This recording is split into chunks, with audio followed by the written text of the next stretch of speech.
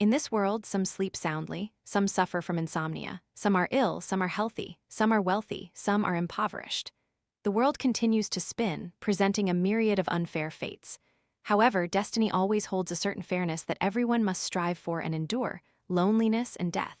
Humans are either not born at all, or once born, they are destined to die. And in the journey from life to death, loneliness will always be our companion. Indeed, no one wishes to walk alone through an endless, desolate field, yet in the end, everyone must stand naked, solitary, and alone. All of us are, in essence, isolated islands. The classic work, 100 Years of Solitude, by the great Colombian literary giant Gabriel García Márquez, a non-controversial Nobel laureate, explores the profound notion that a strong inner self begins with embracing loneliness. 100 Years of Solitude is hailed as a masterpiece that vividly portrays the historical and social landscape of Latin America. It is said that if one were to have only a single book on their shelf, it should be 100 Years of Solitude. The work chronicles the mythical story of 7 generations of the Buendía family, tracing their century-long triumphs and tribulations in Macondo, a small town on the Caribbean coast. The tales within 100 Years of Solitude are captivating, with intriguing twists and turns, yet they are imbued with profound loneliness and death. In this world, the struggle between humanity, fate, and solitude carries deep philosophical meanings, prompting readers to contemplate tirelessly. The Buendía family seems to be cursed. From one generation to the next, they endure the cycle of birth, aging, sickness, and death, always accompanied by loneliness. Their solitude and confusion appear to reflect the deepest emotions of humankind. In reality, the fate of this family closely mirrors the fate of humanity itself, your destiny and mindful of impermanence and uncertainty. Facing loneliness and bewilderment, we all seek the true meaning of life. 100 Years of Solitude offers a deeper insight into loneliness, helping you understand that death and solitude are the most equitable aspects of existence. The fairness lies in this. No matter who you are, whether you have status, wealth, or not, whether you have love or not, whether you are healthy or ailing, you must first possess the capacity to confront loneliness. This allows you to step into this boundless desolation, to savor solitude with a resilient inner self, and from there, truly comprehend how you should live the rest of your life.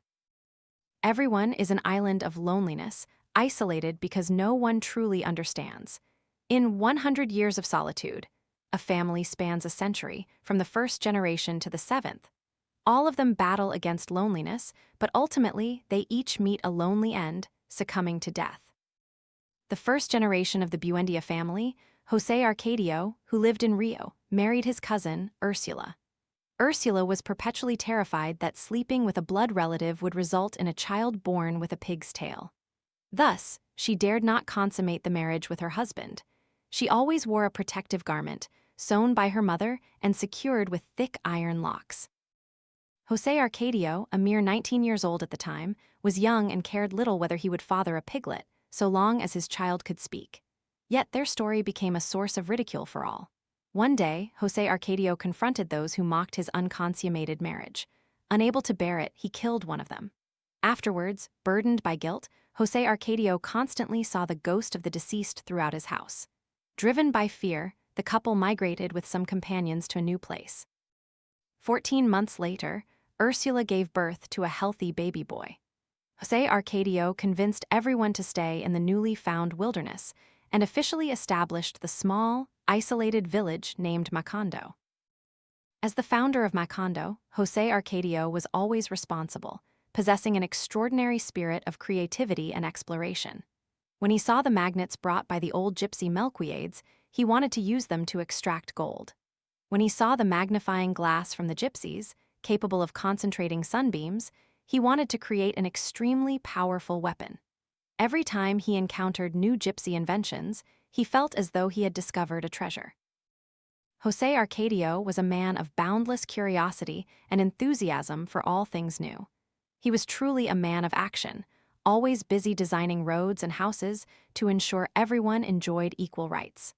José Arcadio even taught people how to sow seeds and raise children. It must be said that he was the only one who could clearly see the realities of the present and the future. Ambitious and determined, José Arcadio sought to open a path connecting Macondo with outside civilization. He eagerly researched, experimented, and dedicated himself wholeheartedly, forgetting the passage of time. However, the people of Macondo, who lived backward and secluded lives, considered him a mad visionary. Even his wife failed to understand him. She was constantly disappointed, telling him he wasn't fulfilling his duties. Only the old gypsy Melquiades understood and praised him as a genius. But when the old man eventually died, José Arcadio became distraught, melancholic, and frequently insane. His wife, unable to bear it, tied him to a large tree. From then on, he lived alone under that tree until his death, blind and in pain, pecked by crows. Was José Arcadio successful? The answer is yes, successful. Was José Arcadio lonely? The answer is yes, lonely. José Arcadio's loneliness was the anguish of being unable to harmonize with others, the loneliness of being isolated from the majority. This was not simply the loneliness of having no one by his side, nor the loneliness of being coldly despised by others, but the loneliness of having no one to truly understand him. As a famous saying in A Kind of Solitude goes, all human beings are lonely, no one can escape. I believe what we call loneliness is when the person you are facing, their emotions, and your own emotions are not on the same frequency. Slowly, you realize you don't lack friends, but rather someone who can synchronize with your soul. William Wharton used his entire novel, Birdie, to tell the yearning of a boy to fly freely like a bird, to tell us that the essence of human loneliness is not being understood by others. But for 100 Years of Solitude, this loneliness is even more terrifying, not because no one understands him, but because he himself cannot understand himself. He could not fly because he did not believe he could. José Arcadio, talented and determined, likely overcame the loneliness of being misunderstood many times. But in the end, he was utterly submerged by that very loneliness, because the last person who believed in him was gone, and because he himself no longer believed in himself. Loneliness due to lack of love. After José Arcadio's death, life in Macondo remained vibrant and the population steadily grew. Meanwhile, his wife Úrsula could not escape the fate of loneliness. She endured the minor ups and downs of Macondo. She managed the household, cared for her children all day, and everything she did was meticulous and orderly. She even sold animal candies to earn extra income for the family. With the money earned from her diligent work, she built the largest house in Macondo. Úrsula was busy all day, her entire life, but this busyness was merely to help herself escape loneliness. She dedicated her whole life to her family, but received little love from her husband, children, and grandchildren. In her final years, Úrsula went blind, but no one in the family noticed that she relied on her sense of smell to identify others. She was forgotten by her family in her room, her grandchildren left to pursue their own lives. Ultimately, she died in helplessness and loneliness. The affection she received from successive generations of children and grandchildren was incredibly faint. As a recurring character throughout the book, she demonstrated herself to be a woman living in a family devoid of love. Just like her, in the reality of our lives, many repeat the loneliness of lacking love throughout their entire existence. Perhaps the loneliness of living in an environment lacking love is like a curse upon the soul. When night falls, when people leave work, cars flood the streets, you look up at the illuminated lights, but you feel as though your weary body has no connection to them. Sometimes, even when surrounded by many people, even the one you love most sleeping soundly beside you, you can still experience an indescribable loneliness. We think that with a companion, we won't be lonely, but those with companions can still be lonely. Singles are lonely, married people can also be lonely. The sad are lonely, the busy are lonely. You will be lonely under the night sky, and you will be lonely even under the sunlight. Loneliness will always stalk you and will appear at a certain point in your life. But the big question here is the moment that makes you lonely when others don't love you, or is it because you want someone by your side, want to be loved? The truth is, if there is someone in your heart, you will not be lonely. If your inner self is full of love, you will not be lonely. Loneliness will come when your inner self feels a lack. But perhaps you don't lack someone to love you, but rather you lack the capacity to love. That is also the loneliness that Úrsula experienced, the loneliness of most members of the Buendía family, leading to all of them ultimately being submerged by loneliness. The more you try to escape loneliness, the more it devours you. Next, in the second generation, among the two sons of José Arcadio and Úrsula, Colonel Aureliano Buendía undoubtedly had the most glorious life, but also the loneliest. Even while in his mother's womb, Aureliano let out a cry. Upon birth, he possessed an innate ability to foresee events, but this unique ability was like a curse, making him withdrawn and taciturn from childhood. Like his father, he was curious about new things. He began to learn to read, write, and calculate, studying alchemy day and night. However, alchemy did not completely free him from loneliness. He yearned for spiritual comfort from his brother, José Arcadio. For countless nights, the brothers talked without sleeping, sharing joys and sorrows. But one day, his brother, who had just discovered love, suddenly ran away with a gypsy girl and vanished without a trace. Perhaps, like Aureliano for us, companionship is like a tranquilizer that can soothe loneliness, but it can never cure it. After losing his only confidant, Aureliano could no longer find solace to fill his loneliness. He continued to alleviate his sadness by concentrating on experimenting, making small goldfishes, busy in his workshop from morning till night, year after year. He became an excellent goldsmith, but he adamantly immersed himself in his own world, unwilling to marry or even discuss marriage. It wasn't until he met the beautiful 9-year-old girl, Remedio's mascot, that the void in his heart was filled. His soul, which he thought had flown away long ago, suddenly awakened for a moment. Thus, despite public opinion, he insisted on marrying a girl who was the same age as his own daughter. Nourished by love, he seemed to become a different person, more talkative and sociable. The gloom on his face vanished in an instant.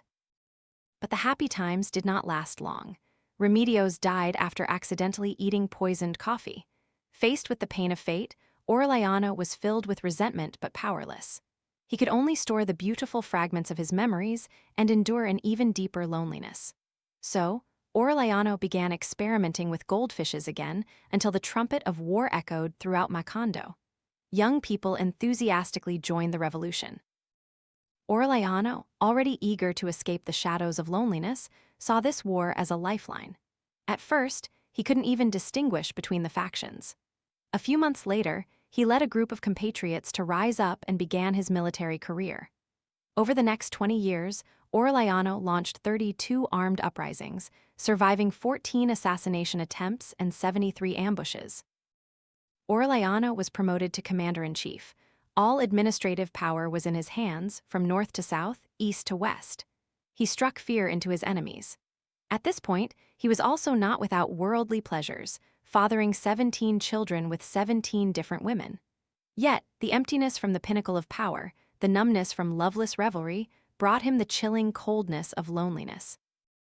When his 17 sons grew up, they all came to Macondo to find their father, but they were mysteriously assassinated, and none survived. Even his old mistress and his servant, who had been by his side, conspired against him directly and indirectly.